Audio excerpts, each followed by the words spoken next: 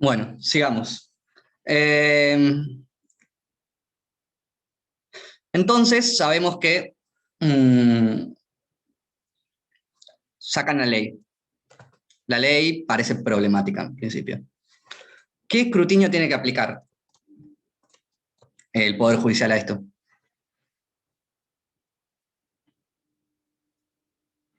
Leyes que afectan, en principio, la libertad de expresión. ¿Qué escrutinio tiene que aplicar? Porque sabemos qué escrutinio hay que aplicar para igualdad, sabemos qué escrutinio hay que aplicar para leyes de propiedad o de derechos de tipo económico. Sabemos qué hay que hacer cuando estamos ante avances o retrocesos en los derechos sociales. ¿Qué escrutinio hay que aplicar para casos de libertad de expresión? Puede ser el test tripartito. ¿Y qué Así. implica eso? Implicaba, ¿Qué a tiene que ver, verificar la Corte? tenía que, bueno, para que lo busquen en el trabajo porque no me acuerdo bien. Eh, Tenía que verificar que en la ley se ponga la interpretación sea precisa y clara, que tenga en cuenta los objetos de la Convención Americana, eh, y que tiene que ser necesaria en la sociedad democrática en razón a los fines que se persiguen. ¿Cómo hay que analizar los Tiene que ser fines? idóneo. ¿Cómo hay que analizar la idoneidad, la finalidad, la proporcionalidad? Qué buena pregunta. ¿Alguien quiere Eh, participar? No, yo en mi trabajo puse también eso al test, pero la verdad no lo supe explicar. Lo Ok, mencioné nada más. ok. Es importante, no lo vimos en la clase anterior. Esto está muy en Clarín. Clarín ustedes leen y hay un debate sobre esto. Entonces, primero, esto es muy... Entonces se incorporó, si quieren, al derecho argentino, digamos, el fallo Clarín. Lo que ustedes tienen que ver es, primero, bueno, se entiende que las leyes de libertad de expresión tienen que estar sancionadas a través de una ley formal. Ring Ring Macri cuando derogó por un decreto la ley de medios. Eso es muy importante. Como es una libertad preferida, entendemos que tiene que ser con un lenguaje preciso y claro. Eso también es importante. Segundo, tiene que hacerse siguiendo tiene que ser necesaria para una sociedad democrática. Eso a veces no dicen mucho. No, porque claramente lo que está haciendo ahora el gobernador de Jujuy es justamente diciendo, como necesitamos democracia, justamente necesitamos suspender o, digamos, sancionar las fake news. Entonces, la persecución de un objetivo legítimo del Estado en marco de la Convención Americana, él dice, justamente, argumenta eso. Y lo que es importante es que tiene que haber un escrutinio.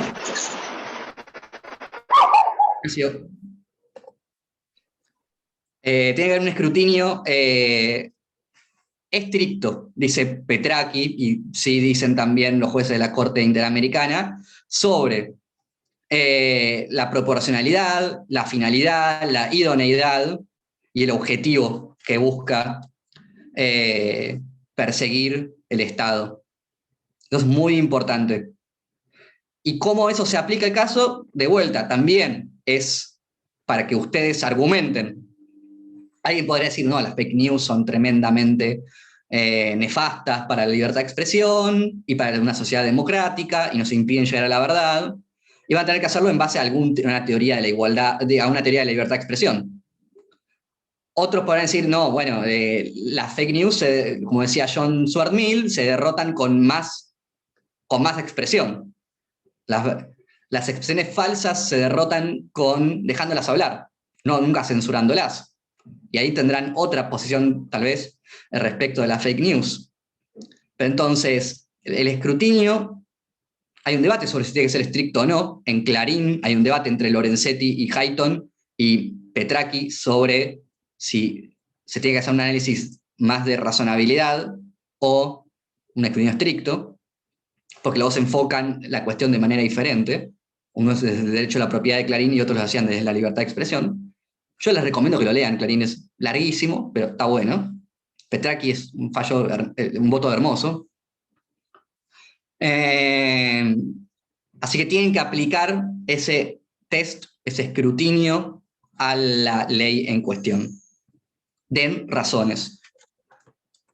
Así que no me quiero detener mucho en esto porque tenemos que seguir con federalismo, pero eso es muy importante. Otra cosa importante del federalismo. Bueno, les dimos la legislación de fondo a la nación, pero las provincias se quedaron con algo muy importante, que es la interpretación. Tienen su propio poder judicial, esa es una cuestión clásica, fundamental del poder del sistema federal argentino. Tienen su propio poder judicial. Canadá no tiene eso, por ejemplo. Otros países no tienen juzgados provinciales. Todos los jueces son electos por la nación. En Argentina, cada provincia elige sus intérpretes constitucionales e intérpretes del derecho de fondo. Así que eso es muy importante para entender la dinámica del sistema judicial, y el sistema federal argentino. Tenemos un poder judicial provincial que se encarga de interpretar el derecho de fondo y el derecho público local, y un poder judicial federal que tiene una competencia limitada, que está en la Constitución, de vuelta, por el principio de taxatividad. Lo que ha pasado en la historia del derecho constitucional argentino es que cada vez más el Poder Judicial Federal ha ido interviniendo cada vez más en el derecho público local y en la interpretación del derecho de fondo, en la interpretación del Código Penal, del Código Civil. FAL, a Mari le gusta FAL, porque me lo puso en el examen, lo recuerdo. FAL es un caso en donde la doctrina clásica de la Corte no podría en principio haber intervenido, por muchas cuestiones. Pero una, porque estaban haciendo una cuestión de interpretación del derecho de fondo, que en principio es de las provincias. La idea entonces es que el derecho de fondo, el Código Penal, no puede ser interpretado. Como si fue empezando a abrirse eso a través de la doctrina de la arbitrariedad. Pero bueno, eso también es una doctrina muy polémica, que ahora se quiere disminuir, se quieren crear tribunales intermedios, veremos qué significa eso en la clase de poder judicial. Pero, digamos, el Poder Judicial Federal ha ido expandiendo su interpretación del derecho de fondo, y ha ido expandiendo su interpretación también del derecho público local, que son un poco los fallos que vamos a ver a continuación. Entonces, respondiendo a la pregunta 3, o sea, en principio, el derecho común es interpretado por las provincias, y en principio el gobierno nacional, el Poder Judicial Nacional no tiene nada que hacer. Y ahora llegamos a la cuestión de la autonomía provincial, que como bien dijeron en el primer minuto de la clase, es un elemento central del sistema federal argentino.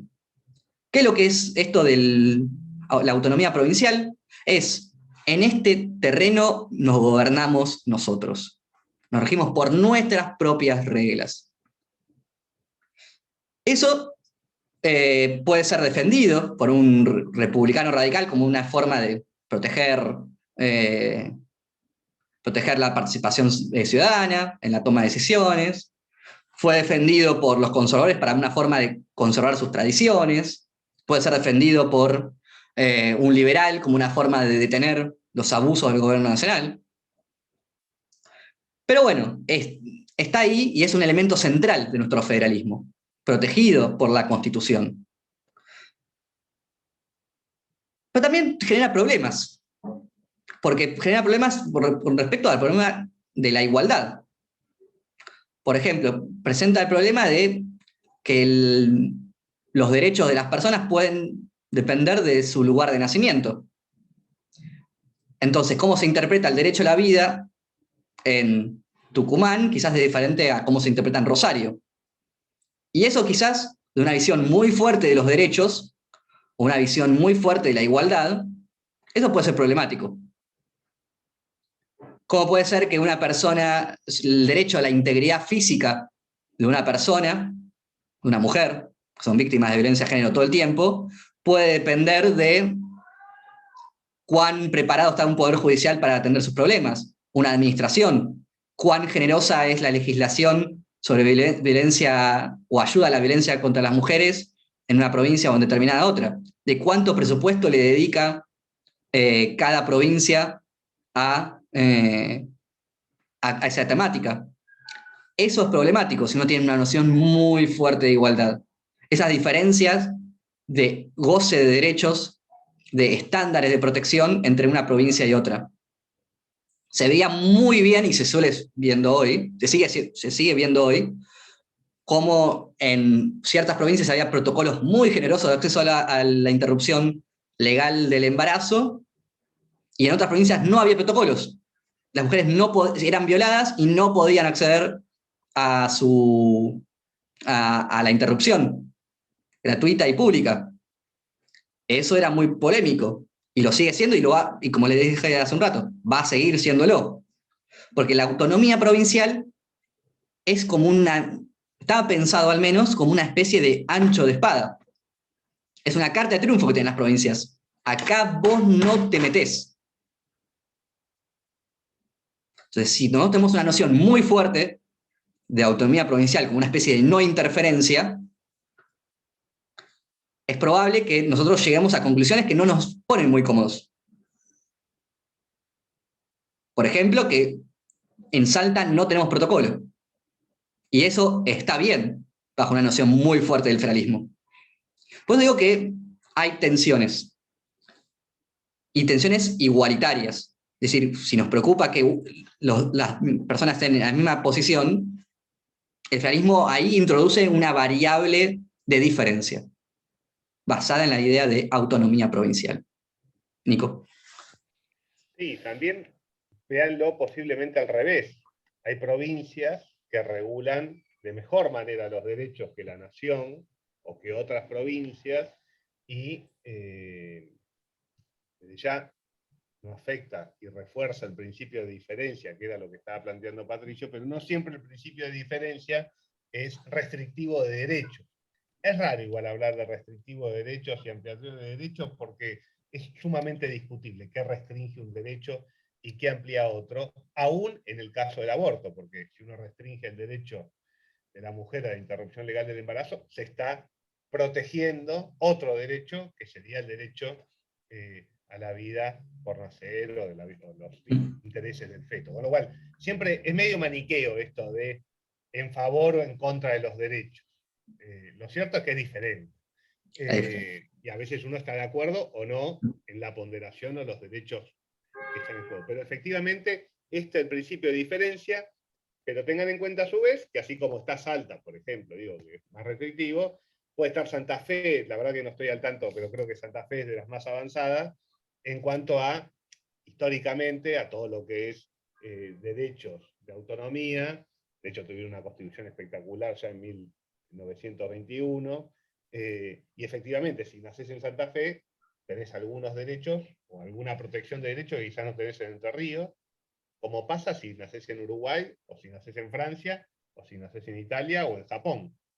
Digo, eso ocurre, es un hecho de la naturaleza, que bueno, dentro de una unidad nacional afecta o por lo menos se plantea la existencia de un problema respecto a la igualdad.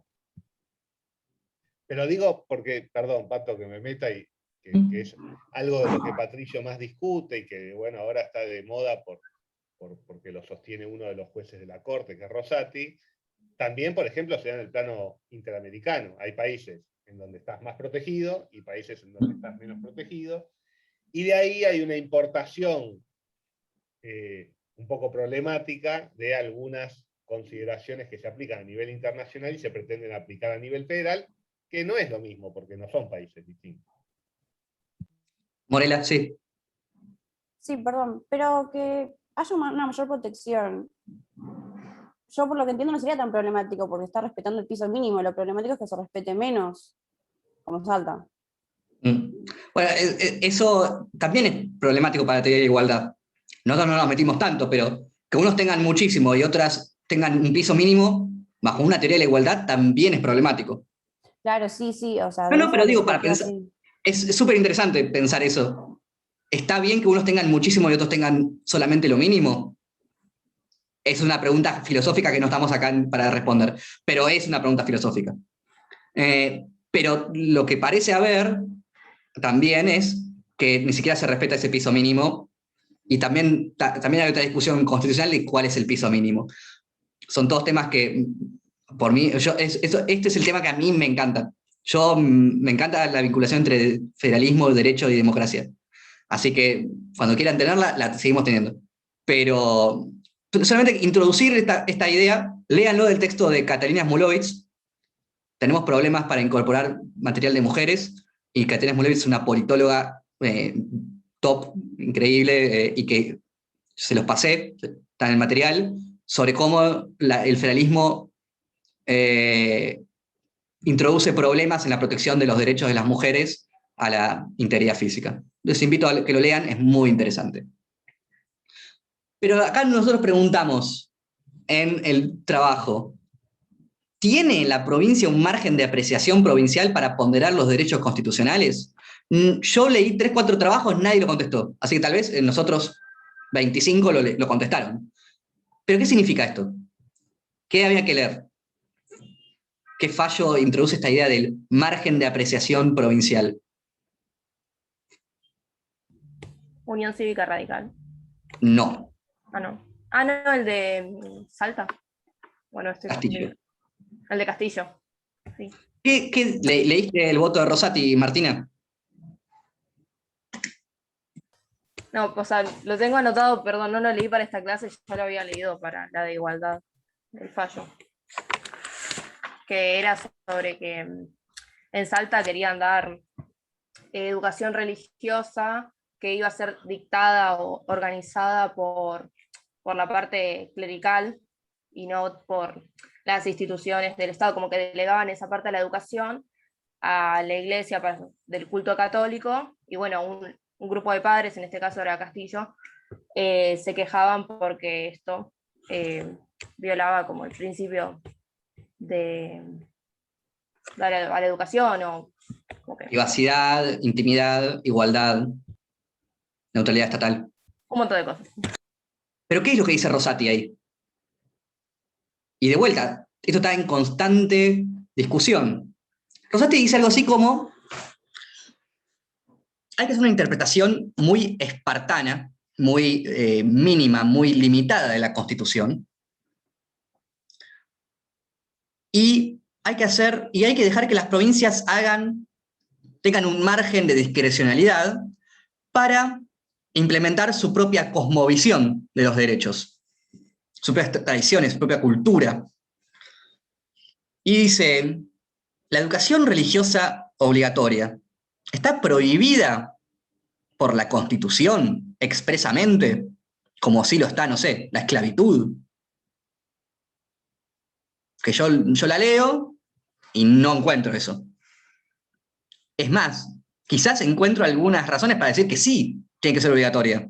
Por ejemplo, el artículo 2 dice. Pero no se mete en eso, dice, no está prohibido por la Constitución. Y la educación, si bien es concurrente, dice, el gobierno nacional solamente establece los lineamientos mínimos y las provincias son las que manejan el sistema educativo. La Constitución de Salta protege el derecho de los padres, y la Convención Americana también, de recibir educación religiosa para sus hijos. Entonces, la Constitución de Salta está comprometida con ese valor, está dentro de su tradición cultural y no está prohibido por la Constitución. El federalismo, lo que dice Rosati es, le da la posibilidad a las provincias de tener un margen de apreciación sobre los derechos. ¿Qué significa esto? de ponderar de manera diferente la relación entre los derechos constitucionales en juego. Está el principio de neutralidad, está el principio de igualdad, pero también está el derecho a recibir educación religiosa, y Salta entiende que la ponderación y el equilibrio se da de una manera diferente que tal vez los colegios nacionales, o la de, no sé, la de Rosario, o la de Santa Fe, la de Buenos Aires, la de Neuquén, o la que sea. Cada provincia tiene la posibilidad de darle más valor a ciertos derechos que tal vez lo que hace otros estados. Y de vuelta, lo que hace Jujuy en este caso es decir eso. Es decir, bueno, a mí me interesa la democracia, a mí me interesa la verdad, me interesa el autogobierno, me interesa la libertad de expresión, pero las fake news no están protegidas. Las fake news violan la democracia, la libertad de expresión, el acceso a la verdad, la toma de decisiones informadas. Por lo tanto, lo que dice Gerardo Morales es, nosotros elegimos ponderar de manera diferente. Así como Salta ponderó de manera diferente cómo tenía que ser el rol de la educación y de la religión, nosotros tenemos la posibilidad, siguiendo el test tripartito, de hacerlo como nosotros queremos.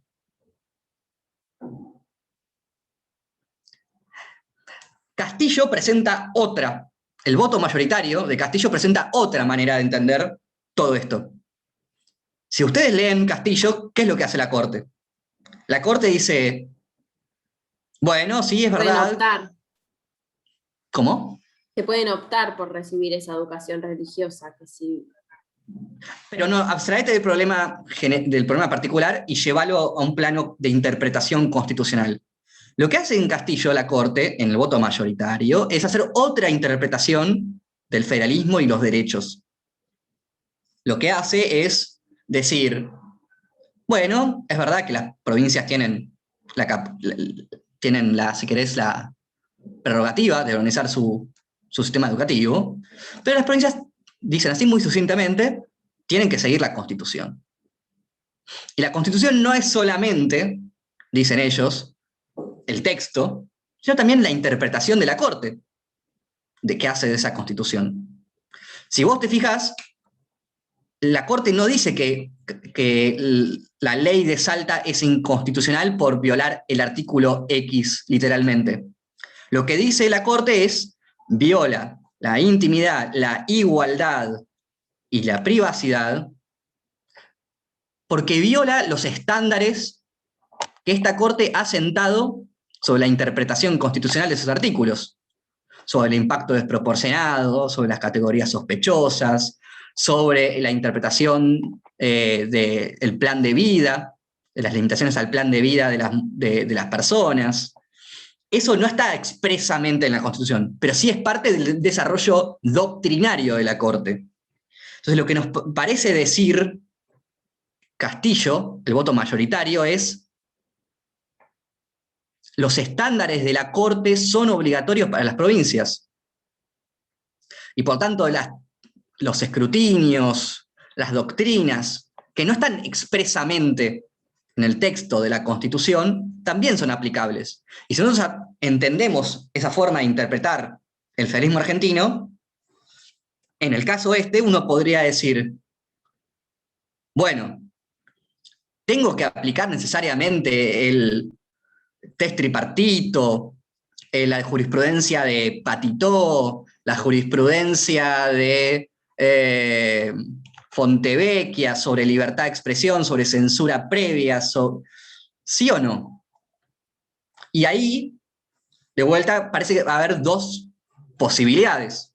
Una que le da un margen de precisión muy fuerte a las provincias, quizás basado en tradiciones culturales, quizás basado en la idea de democracia, eso lo podríamos ver, o hacer una lectura más expansiva del derecho constitucional nacional, o las lecturas que ha hecho la Corte de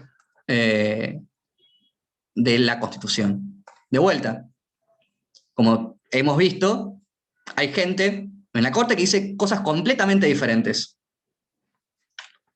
me interesaría que ustedes en el caso hagan una respuesta a eso. Sí, bueno, sí o no. Y tiene que estar basado en una idea, no sé, del derecho constitucional. No, bueno, yo soy una persona que cree en las tradiciones, creo en las culturas diferentes que tienen los jujeños y los porteños, y ahí los muchachos dijeron otra cosa. Y tienen un margen de apreciación porque el federalismo les da esta autonomía provincial para hacerlo. ¿Qué va a venir el criterio de la Comisión Interamericana para decirme que yo no puedo hacer esto?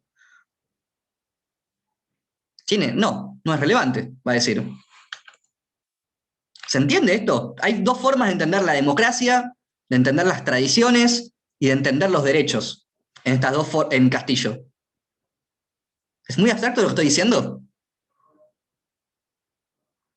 No, se entendió.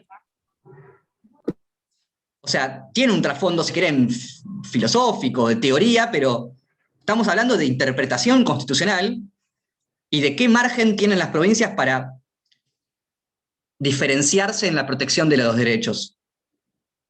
O hacemos una lectura muy expansiva de los derechos constitucionales federales, o hacemos una lectura más restrictiva y le damos a las provincias la capacidad de diferenciarse. Eso es un debate teórico y constitucional y jurisprudencial fuerte. Y piénsenlo a la luz de los problemas que tenemos y que vamos a tener. Sí, Nico. Eso me interesaría que lo lean, que puedan diferenciar y verlo. Y seguramente pueda ser algo que introduzcan en final o en el parcial, y si lo hacen consistentemente de una teoría constitucional, yo me voy a poner muy contento. Entonces, Sí. un argumento para este trabajo podría ser que la provincia de Jujuy, al declarar que van a haber sanciones a aquellos que mientan con respecto a la situación del COVID, están metiéndose en lo que sería el Código Penal, por ende exceden las delimitaciones de la Constitución al federalismo. ¿O no Pero es me un argumento válido? retrasaste una hora a la discusión. Eso sobre si tienen competencia Pero o no. ese argumento... Sí, pero no me quedó claro. Sí, se puede usar ese argumento. Podría hacerse. Tenía que hacer una buena justificación de eso. Yo lo que diría es que mi solución es que creo que tiene competencia, pero viola la supremacía federal. Pero esa es mi solución. Si querés hacer una... Ahora, Rosati está haciendo una lectura con el fallo del Chino, y también el de la Ciudad de Buenos Aires, que hay que tener una lectura, una interpretación constitucional de todo el deslinde de competencias, siempre a favor de las localidades. ¿De dónde sale eso? Yo no lo sé, pero si ustedes leen el fallo Jing Shui, o no sé cómo se llama, o el fallo de la Ciudad de Buenos Aires, él dice, la Constitución establece que tenemos que hacer un esfuerzo interpretativo para leer la distribución de competencias a favor de las provincias. Así que tengamos eso en cuenta. Ese es un problema. Tenemos provincias con legislaciones y con protecciones de derechos muy diferentes. Lo vemos con el tema del aborto. Y se puede ver y lo pueden ver en cualquier tema. Y por favor, lean el texto de Catalina Smulovitz, que es muy, muy gráfico. Y tal vez tiene relación con otro tema, que es la calidad democrática de las provincias, o la diferencia en la calidad democrática de las provincias, que es otro tema que está muy tratado en la ciencia política argentina, que es la existencia de regímenes autoritarios subnacionales. No es necesario, existen de todos los partidos políticos, existen de todas las orientaciones, pero la realidad es que hay muchas provincias en donde los elementos básicos del pluralismo político están muy limitados, y en donde los oficialismos se aprovechan de ciertas dinámicas, de ciertas estructuras, de ciertas conductas locales para sistemáticamente aumentar su poder en desmedro de las minorías políticas, de la oposición, etc. Eso es algo que se viene estudiando, no tanto desde el derecho, pero es algo que intenta solucionar o intenta abordar los fallos Santiago del Estero y La Rioja. Ustedes, creo que les pedí que lo leyeran, o por lo menos leyeron el texto ese de mierda que escribo yo. ¿Qué es lo que pasó en Santiago del Estero y en La Rioja? O por lo menos en Santiago del Estero, si quieren. ¿Qué pasó? ¿Cuáles son los hechos del caso? Perdón. No era, recuerdo, sí, un gobernador que primero se había postulado para vice, mataron al gobernador y después él asumió. ¿Ese no era el de la UCR? No, Ese fue en Río UCR, Negro. ese es Río Negro, exactamente. Ah, perdón. En Santiago del Estero lo que sucede es lo siguiente. Hay una intervención federal, que por el tiempo que tenemos, hay un video, así que lo pueden ver. Hay una intervención federal, pone un nuevo gobernador. El gobernador reforma la Constitución y establece que hay una reelección, pero que solamente va a haber una reelección más. O sea, un primer mandato y después un segundo y nada más. Llega el final de su segundo mandato y, como siempre dice, que quiere seguir en el gobierno. Algo que, no sé, lo quería hacer Menem y que está presente en general en el ánimo de los políticos. Quiere seguir en el gobierno y la Constitución se lo prohíbe expresamente. O sea, uno lee literalmente la Constitución y dice, no puede. Él empieza a decir que están coartando sus derechos políticos, una Constitución que él mismo sancionó, pero bueno. Y, como dijimos, los poderes judiciales locales, provinciales, son los que interpretan la propia Constitución. Y en el Tribunal Superior de Justicia estaban todos los amigotes, como suele pasar, ¿no? Y dice, la Constitución es inconstitucional, como en Fight. Y los amigos ahí del Tribunal Superior le dicen, tenés razón, tenés derecho a presentarte de vuelta.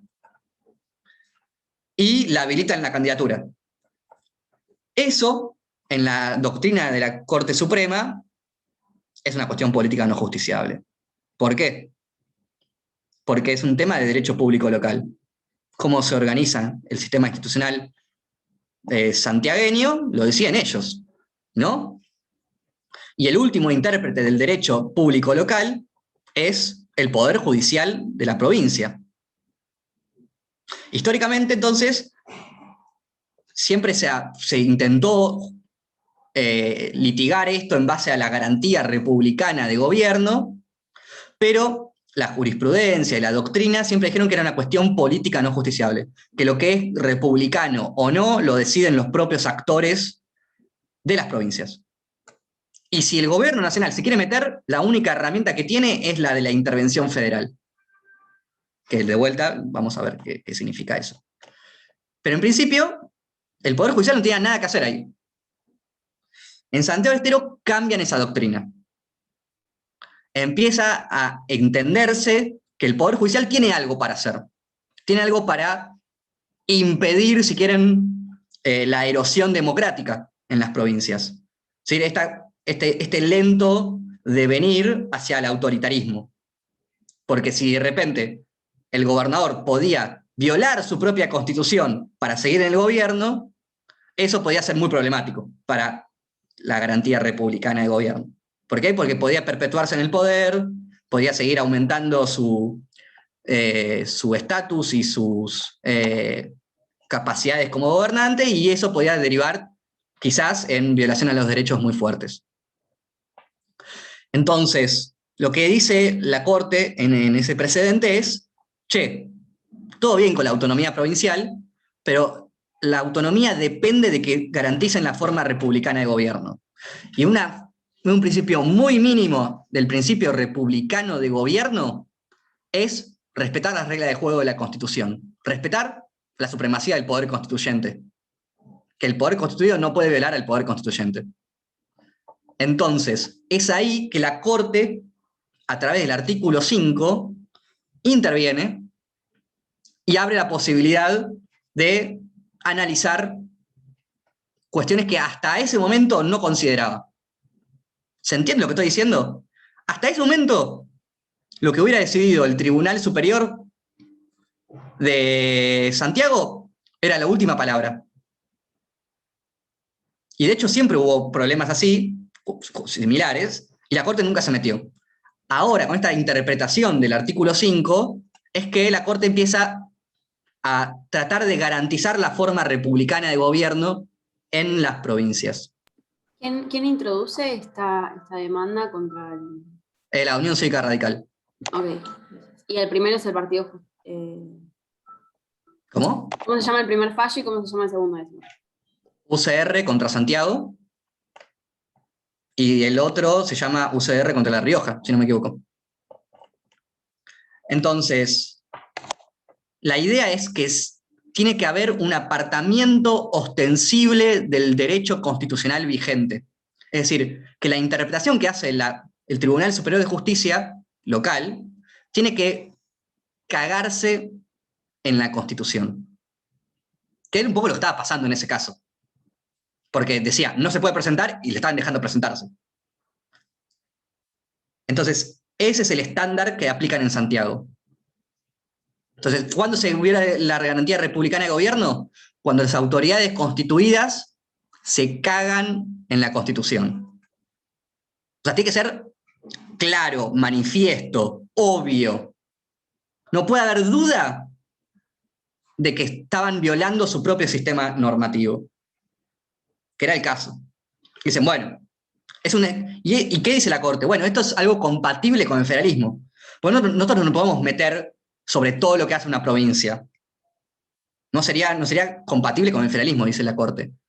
Pero si se apartan ostensiblemente de su ordenamiento jurídico, nosotros tenemos un deber de intervenir. Y en este caso, de impedir la candidatura. Después, ¿qué pasó? Se presentó la mujer, la esposa, y les ganó a todos igualmente. ¿Por qué? Porque hay otros problemas en Santiago del Estero, que no es solamente el personalismo. Pero la Corte hace esa interpretación. En la UCR, sí, Nico. Y porque el pueblo de Santiago del Estero lo votó. También. O sea, es todo problema. Digo porque son autoridades elegidas en elecciones limpias. Después a uno le puede gustar, no le puede gustar. Recomiendo leer sobre la familia Juárez en Santiago del Estero. Muy interesante. Pero bueno, en La Rioja hay un problema similar, si quieren, donde la Constitución provincial no estaba muy claro si le permitía al gobernador presentarse, y como tenía miedo de que pase lo mismo que pasó en Río Negro, que les recomiendo que lo lean, dice, bueno, yo no voy a forzar una interpretación del Tribunal Superior de Justicia. Lo que voy a hacer es una enmienda constitucional, que la Constitución provincial establece un procedimiento de enmienda, que nosotros no tenemos. Y va a cambiar la Constitución para que le permitan presentarse a un nuevo mandato. Y hay una duda ahí sobre cuáles eran los requisitos para permitir esa enmienda. Decía la Constitución que tiene que ser en una elección general y que tenía que contar con el apoyo del al menos el 35% de la población.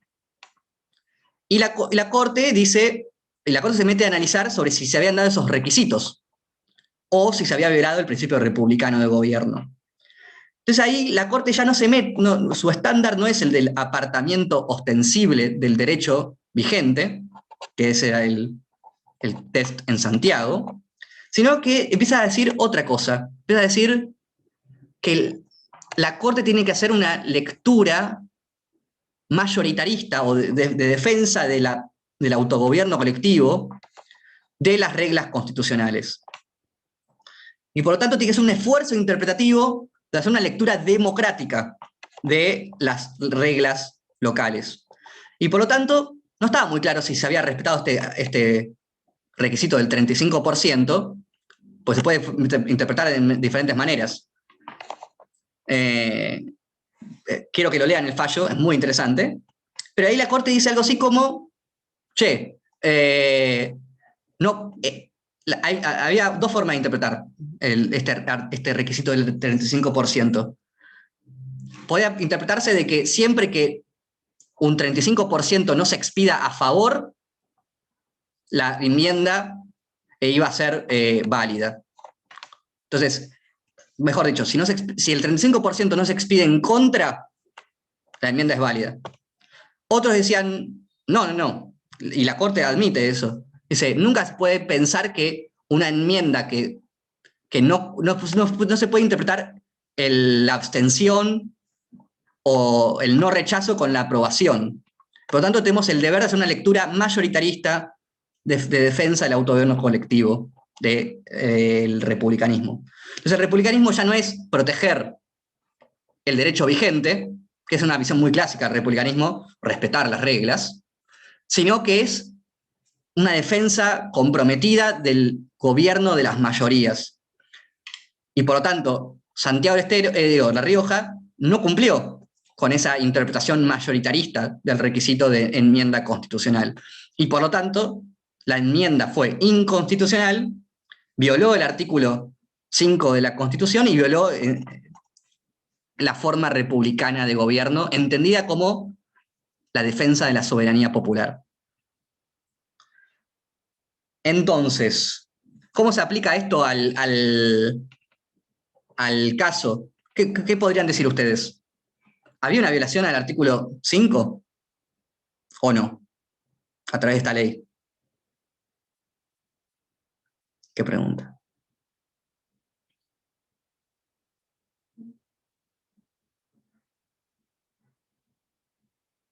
¿Había una violación al artículo 5?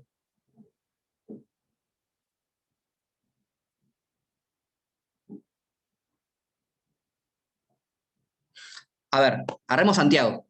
Según Santiago, tenía que haber un apartamiento ostensible y clarísimo, de la Constitución provincial. ¿Hubo eso?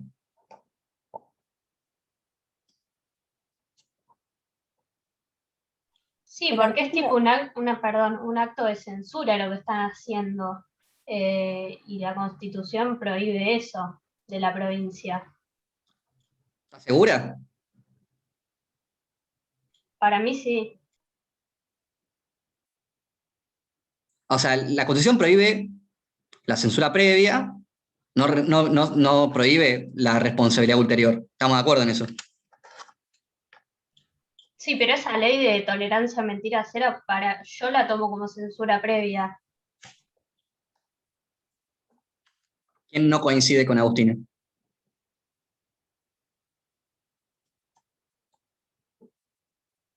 Yo no es que no coincido, para mí el problema más allá de Santiago, el problema de la ley, para mí es que hay un fallo de la Corte Interamericana que dice que no está mal poner penas penales,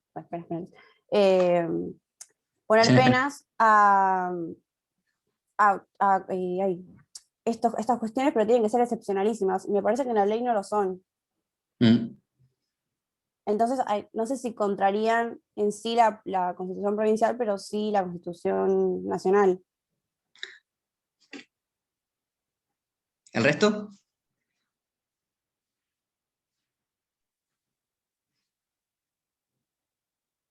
Bueno, yo lo que creo, esta es mi solución, pero podría ser otra, que en principio no hay una violación al artículo 5, menos con el estándar de Santiago, porque no hay un apartamiento ostensible, claro, manifiesto a la Constitución provincial. Es algo que se puede extraer de la Constitución. Quizás quizás, ustedes podrían argumentar que si nos importa la soberanía popular, nos importa la democracia, quizás la libertad de expresión es una precondición de eso, y si esto viola flagrantemente, hay que decirlo, no está claro, pero si la ley viola flagrantemente la libertad de expresión como precondición de la democracia, y utilizando un estándar más parecido al de La Rioja, podría argumentarse que la libertad de expresión entonces es un requisito, un fundamento, y que si se viola abiertamente la libertad de expresión, se podría llegar a argumentar que se viola el principio republicano de gobierno. Pero es estirado. Yo lo tiraría, pero no sé si está tan claro. O sea, podría construirse ese argumento.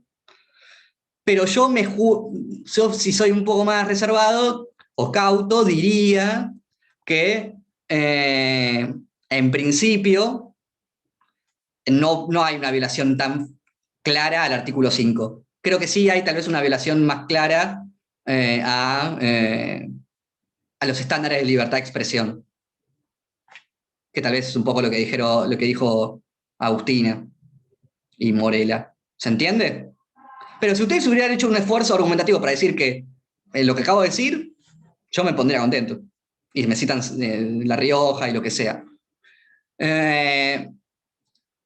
Por último,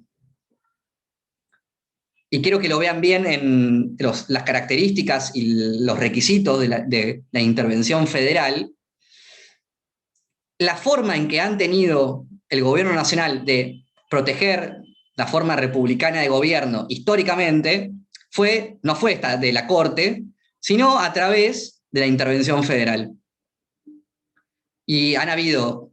También la intervención federal, lamentablemente, no fue la forma de garantizar la forma republicana de gobierno, sino a veces fue la forma de violar la forma republicana de gobierno en las provincias. La historia constitucional argentina fue la del abuso presidencial de la herramienta de la intervención federal, que no es otra cosa que la deposición de las autoridades establecidas en las provincias. La intervención federal posibilita en diversos casos, uno de ellos es la violación a la forma republicana de gobierno, y remover a los jueces, a los legisladores, al gobernador. Se puede hacer una a la otra, puede hacer todas, se puede hacer lo que el gobierno nacional considere, y designar a un interventor que va a funcionar como una especie de gobernador / representante del gobierno nacional por un tiempo determinado para restablecer la forma republicana de gobierno. Un segundo, Nico. Entonces, la idea es, cuando alguien no sé, un gobernador, hizo fraude, quemó las urnas, como pasó alguna vez en Catamarca, y se prende fuego todo, bueno, el gobierno nacional va, remueve a las autoridades, establece ciertos requisitos mínimos para la convivencia democrática, y se va y llama a elecciones de vuelta. Es una forma, si quieren, de suspender la autonomía provincial ante estos hechos polémicos, violatorios de los derechos, que tiene el gobierno nacional en determinados casos. Quiero que vean, Nico, ¿te parece si explico esto en horario de clase, todo? ¿Seguimos? Yo te diría que sigas 10 minutos más, una cosa así. Dale, 10 minutos. Con 10 minutos estamos. Entonces, remueve las autoridades y designa un interventor. Eso es lo que es la intervención federal. En principio. Se podría pensar otra forma de intervención federal, pero en principio la que se ha entendido es esta. ¿Cuál fue el problema? Que la Constitución, en la de 1853, estableció, o mejor dicho, no estableció quién era el que lo podía hacer. Por lo tanto, lo que sucedió fue que a través de un dedo presidencial se sacaba a las autoridades de una provincia. Eso, tal vez, no sé, en la época esa donde no había democracia, era todo una mierda, pero hoy, donde nos importa la democracia, pensar que un presidente, porque se le canta, remueve a un gobernador que supuestamente accedió a eso de una manera popular al menos, es problemático, muy problemático. Por eso en la reforma del 94 se estableció que tiene que en principio ser el Congreso el que establece la intervención. El Congreso. Y que solamente si el Congreso está en receso, puede ser el presidente y automáticamente llamar a sesiones extraordinarias. Entonces los legisladores estaban en Miami recibiendo la vacuna, si es que ya no la recibieron, tienen que volver. No puede dictarse la intervención federal sin su participación, hoy por hoy. Así que eso es muy importante. ¿Cuándo procede? Procede en dos grupos de casos. Uno es por decisión del gobierno nacional. Y a veces el gobierno provincial puede solicitar la intervención. ¿Qué significa esto? Entonces, el gobierno nacional puede hacerlo por una violación a la forma republicana de gobierno, el caso que estuvimos viendo hasta ahora, o puede hacerlo por una invasión exterior. ¿Estamos en guerra? ¿Se entiende? ¿Estamos en guerra? Entonces intervenimos y si ahí hay un problema particular en la frontera entre Chaco y Paraguay, y estamos en guerra con Paraguay, no podemos dejar esto en manos del Coqui Capitanich, o no sé, es Capitanich el gobernador, no podemos dejarlo en manos del gobernador, necesitamos someter a ese territorio a una jurisdicción nacional. Esas son decisiones del gobierno nacional. Y también lo pueden pedir las provincias. Cuando hay un acto sedicioso, hay una especie de intento de golpe de Estado en la provincia. Hay un grupo que dice que ahora ellos son los gobernantes de la provincia y el gobernador, la autoridad constituida, dice, no, a mí me eligió el pueblo. Vos no sos nadie. Después de pedirle al gobierno nacional, restablece el orden. O puede también suceder cuando hay una invasión de otra provincia. Entonces La Pampa, como tiene un conflicto por los ríos con Mendoza, La Pampa va y junta a un par de muchachos e intenta ir a Mendoza y sacar al gobierno de turno. Eso es una invasión de una provincia a otra. Eso obviamente está prohibido. Y puede ser solicitado por la provincia afectada la intervención federal. Eso podría pasar. Estos son dos grupos de causales. Entonces, ¿cuál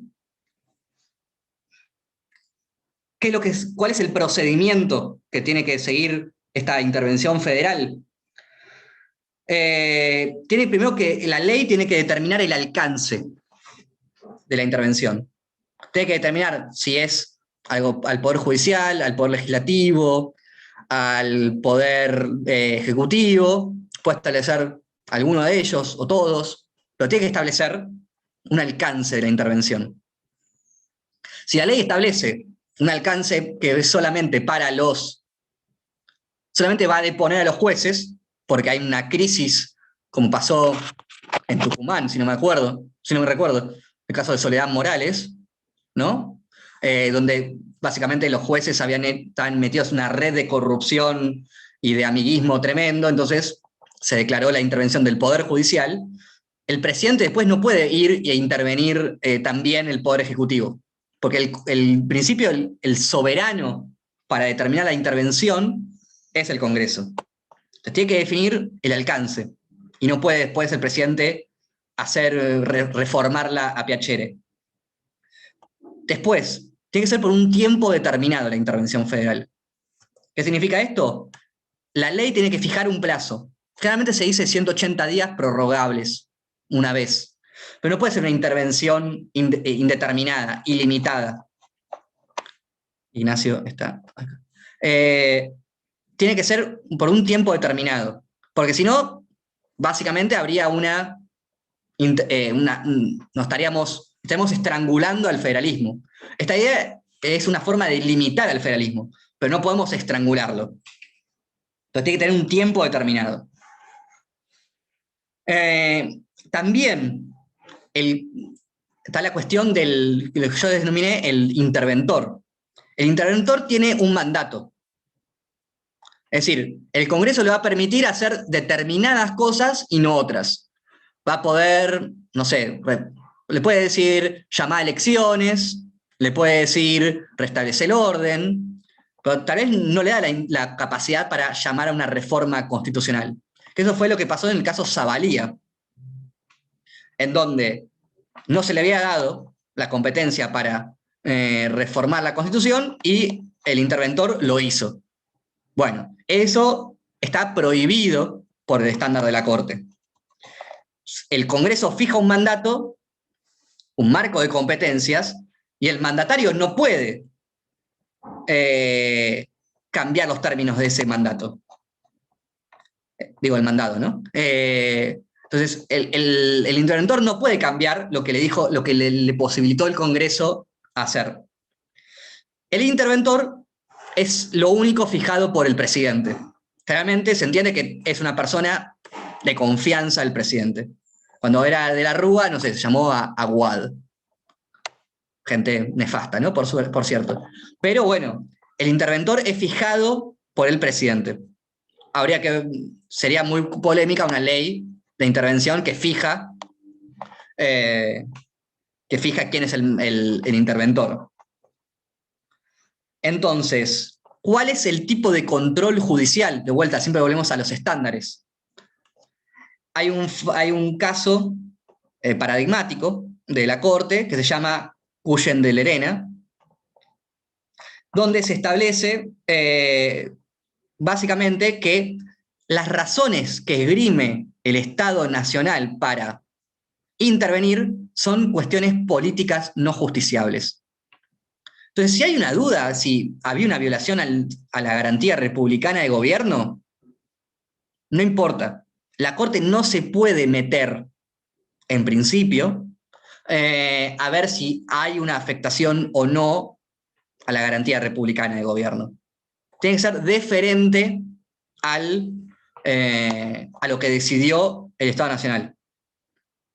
Entonces, ¿quién era el gobierno legítimo? ¿Quién era si al final se quemaron las urnas por culpa de la oposición o por culpa del gobierno de la provincial? No importa. El que juzga eso es el gobierno nacional. La Corte no se puede meter. Entonces, yo le estoy avisando. Si yo les meto un caso en donde a un grupo de legisladores afectados de Neuquén dicen que no se violó la garantía republicana de gobierno, no se pongan a analizar eso porque me va a dar un ataque al corazón. Es una cuestión política no justiciable. Ahora, la verdad es que la cuestión política no justiciable es una doctrina que está siendo cada vez más limitada en su uso. Desde el 83 en adelante, se ha entendido que se propicia una mayor actividad judicial sobre estas cuestiones que nos parecen muy importantes. O sea, tal vez en 20 años hay un fallo que cambia esto, pero en principio es una cuestión política no justiciable. Y quizás no debería serlo, pero yo estoy describiendo el derecho vigente. Pero sí lo que puede hacer el Poder Judicial es controlar, y esto de vuelta a lo que sucede en Zavalía, si el interventor respeta el mandato que le dieron. Entonces, la razón no se puede juzgar, pero sí se puede juzgar si el interventor tenía el mandato para hacer determinada acción. Si no lo tenía, esa acción del interventor va a ser inconstitucional por violar la Constitución. ¿Se entiende? Entonces, esas son las cosas que yo quiero que entiendan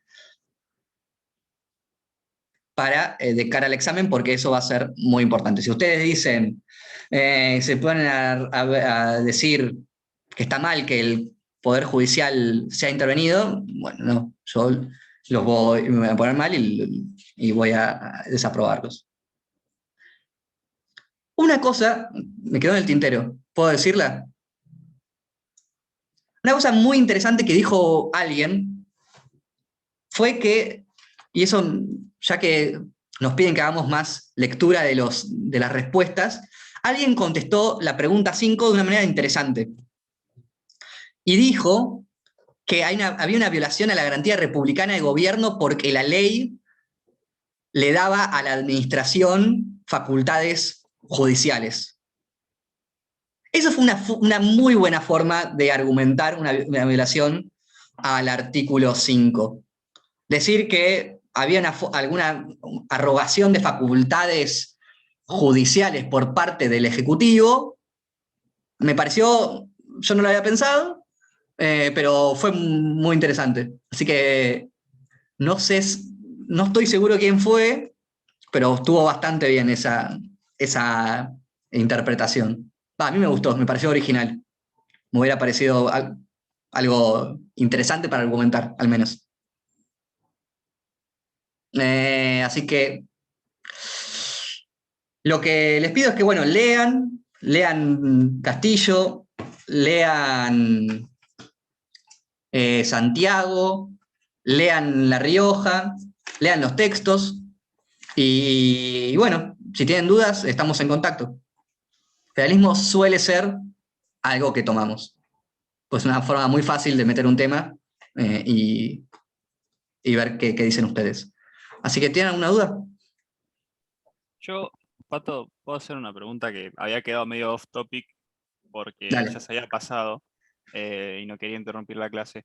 El escrutinio, con respecto a la pregunta del escrutinio que se tiene que utilizar para la ley, ¿no podría hablarse del que es más deferente hacia la interpretación local también? ¿O sí tiene que ser un escrutinio estricto? No está muy claro. O sea, la Corte, a mí me parece que la Corte tiene diferentes estándares. Es un poco lo que yo quiero decir en el paper ese. Como, che, el de Santiago y el de La Rioja no son lo mismo. Son dos cosas diferentes y hay que ver cuál de los dos termina primando. Pero en principio, para ver la forma republicana de gobierno, o analizar su violación, parece que hay dos estándares. Uno que es uno bastante diferente, que lo que dice es, siempre que el Tribunal Superior no haga una lectura alocadísima, vamos a ser deferentes a la lectura que hizo el Tribunal Superior Provincial. Y otra dice, no, hay un par de elementos más en el análisis. O sea, la democracia vale mucho y la Corte está obligada a hacer una lectura especialmente preocupada por la democracia y por el autogobierno colectivo. Entonces ahí pareciera ser una lectura un poco más estricta. Si eso se ve muy bien, si quieren irse, váyanse, pero se ve muy bien en el caso de Río Negro. Para mí el texto de Río Negro daba la posibilidad de hacer lo que quería hacer el gobernador, que era presentarse nuevamente. Y la Corte medio que se mete en donde ustedes ya saben el estándar de Santiago. Porque el estándar de Santiago tiene que ser clarísimo. Y clarísimo no era.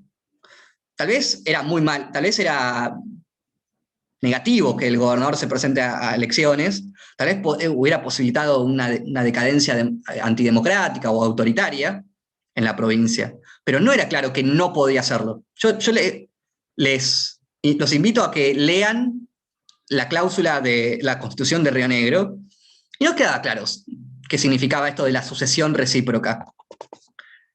Y la Corte admite que hay diferentes interpretaciones. Entonces, Si es de deferencia o de escrutinio estricto, depende qué voto y qué fallo agarres, diría yo. Con Dale, respecto a lo que gracias. dijiste de que si violaba de manera notoria la Constitución provincial, estuve viendo casos en Jujuy y al parecer tienen varios problemas con respecto a la libertad de prensa. Como que no hay nada explícito y hay muchas notas diciendo otra vez se restringe la libertad de prensa y como que no hay fallos concretos. Voy a terminar la clase y voy a seguir charlando así, pero la clase ahí terminó.